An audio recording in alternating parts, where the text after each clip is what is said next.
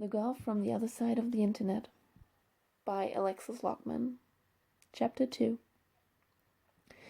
It had been a bright spring morning when my sister and I had been on our way of driving to the supermarket to buy some groceries for the upcoming week. She had been 16 years old by that time, and I had been the driver. I had been good at driving, else I wouldn't have let her ride with me. I had had my driver's license for 2 years by then, and had never made any mistake before. Until that day. It had been the day that my girlfriend and I had fought. She had wanted to meet my family, but I had told her that I wasn't ready yet. I had loved her. I still do, so I think at least. But my family had been a mess. Now, without me, it seems they've gathered themselves, though. And I had been so scared she would leave me if she met them.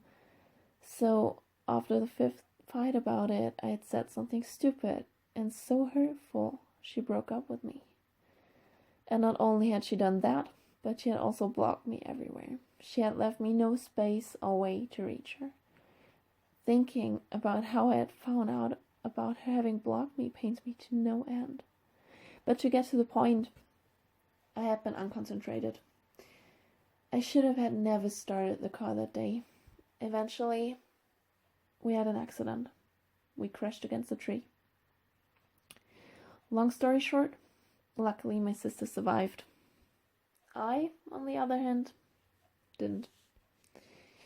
By now, it has been a long time ever since I was material. Ever since I consisted of molecules and cells. I'd say my body has been consumed by the earth by now, and the only thing left about me is this. My senses. I can see far from above. Hear, even if a little dull. Understand feelings and thoughts. My memories. I remember every second of my life, even the moments I wouldn't remember when I was alive.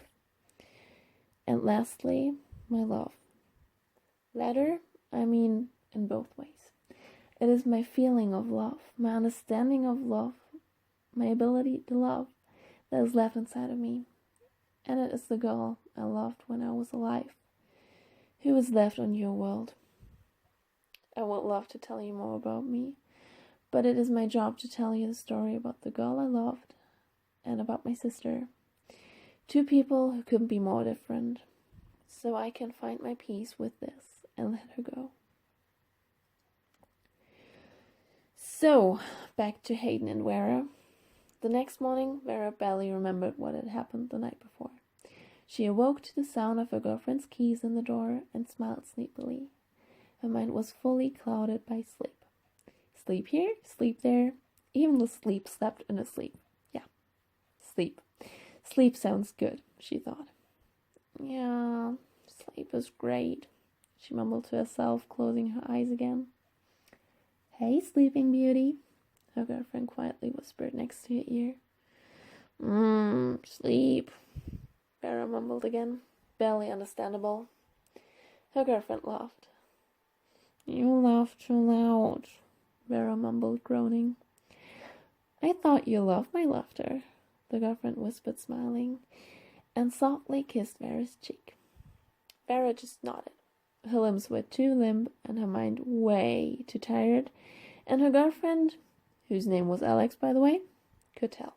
She knew the 22-year-old woman good enough by now.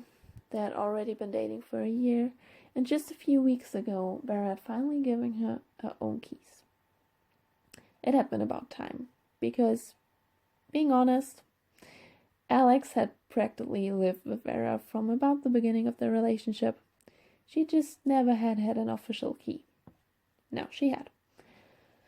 Alex reached under the blanket and stroked Vera's arm softly. She enjoyed how soft her skin felt, and she loved the smile that played on Vera's lips whenever she stroked her arm, rubbed her back, or massaged her head. Vera loved being petted. If she hadn't become a human, she surely would have made for a great cat. Cute, possessive of what's hers, and loved being petted. Maybe a bit too much for a cat. And you surely couldn't deny that this girl had her own head. And you couldn't deny either that Vera got what she wanted most of the time. The look in her eyes when she asked for something, the smile on her lips, and in her eyes were just too delicious to resist her wants. Very much like a cat. And we should not forget how much Vera loved, adored, and needed his sleep. Definitely a cat. Alex was certain she loved the brunette. Yeah, she knew she did, and she knew Vera loved her back, and that made her the happiest woman in the world. What are you thinking about? Vera asked softly, finally opening those brown eyes again.